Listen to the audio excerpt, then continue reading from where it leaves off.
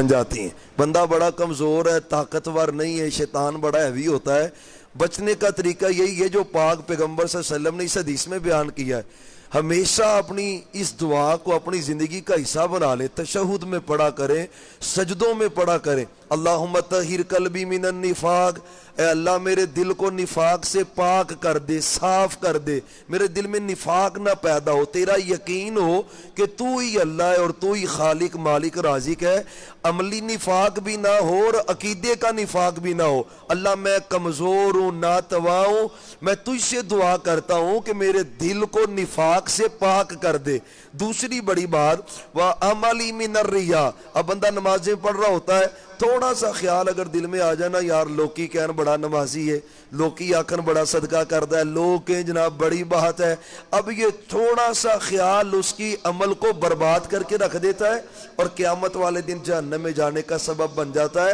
حدیث میں آتا ہے 3 بندوں سے اللہ نے جہنم کو بڑکانا ہے، اور بھائیو ایک مجاہد ہوگا، ایک عالم دین قاری ہوگا، ایک سخی ہوگا، نیکیاں تینوں بہت بڑی ہیں، لیکن ریاکاری کا عنصر آیا ہے تو اللہ نے جہنم میں داخل کر دیا ہے۔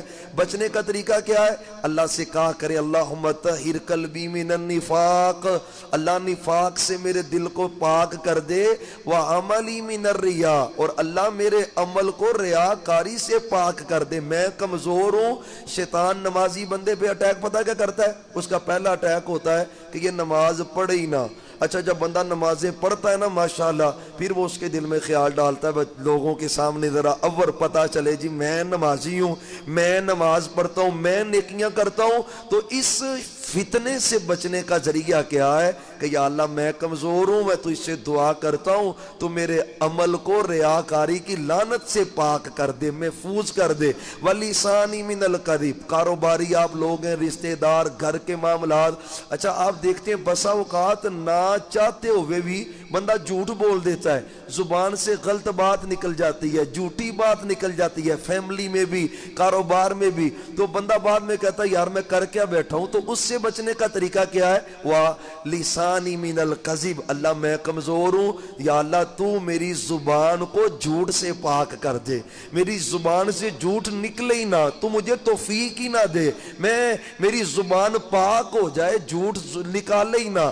چوتھا بڑا فتنہ ہے جو بندے کے عملوں کو برباد بھی کرتا ہے اور جہنم میں جانے کا ذریعہ ہے، وَعَيْنِي مِنَ الْخِيَانَةِ، اے اللہ تو میری آنکھ کو نا خیانت سے محفوظ فرما دے، خیانت سے۔ اب بندہ ڈیل کر رہا ہوتا ہے، عورتیں دکان پہ آئی ہیں، بندہ چیز دے رہا ہوتا ہے، اب دل کی خیانت ہی ہے نا، دل میں تھوڑا سا خیال اگر غلط آ جائے اور آنکھ سے شرم ختم ہو جائے تو یہ عمل بھی تباہی کا سبب بن جاتا ہے، ہلاکت کا سبب بن جاتا ہے۔ تو بچے گا کیسے بندہ اللہ سے کہتا ہے یا اللہ میں کمزور ہوں، وَعَيْنِي مِنَ الْخِيَانَةِ، اللہ تو میری آنکھ کو خیانت سے محفوظ فرما دے، میری آنکھ پاک ہو جائے۔ کیوں؟ إِنَّكَ تَعْلَمُ خَائِنَةَ الْأَعْيُنِ وَمَا تُخْفِي الصُّدُورُ، آنکھوں کی خیانت بھی تو جانتا ہے اور دلوں کے پوشیدہ باتیں بھی تو ہی جانتا ہے۔ بھائیو چاروں فتنے بڑے خطرناک ہیں، نفاق کا انجام بھی جہنم ہے، ریاکاری کا انجام بھی جہنم ہے، جھوٹ کا انجام بھی جہنم ہے، آنکھ کی خیانت کا انجام بھی جہنم ہے۔ چاروں سے بچنے کا ایک طریقہ اس حدیث کے اندر ہے، اس کو زبانی یاد کریں، سجدوں میں، تشہد میں، چلتے پھرتے، دکان پہ، گھر میں ضرور اس کو پڑھیں۔ سارے بھائی ذرا ساتھ دہرائیں، جن کو نہیں یاد ان کو یاد ہو جائے گی۔ اللہم طہر قلبی من النفاق وعملی من الریا وَلِسَانِي مِنَ الْكَذِبِ وَعَيْنِي مِنَ الْخِيَانَةِ إِنَّكَ تَعْلَمُ خَائِنَةَ الْأَعْيُنِ وَمَا تُخْفِي الصُّدُورُ۔ اللہ تعالیٰ ہمیں اس کو یاد کرنے کی اور ان چاروں فتنوں سے اللہ ہم سب کو محفوظ فرمائے۔ وَمَا تَوْفِيقِي إِلَّا بِاللَّهِ۔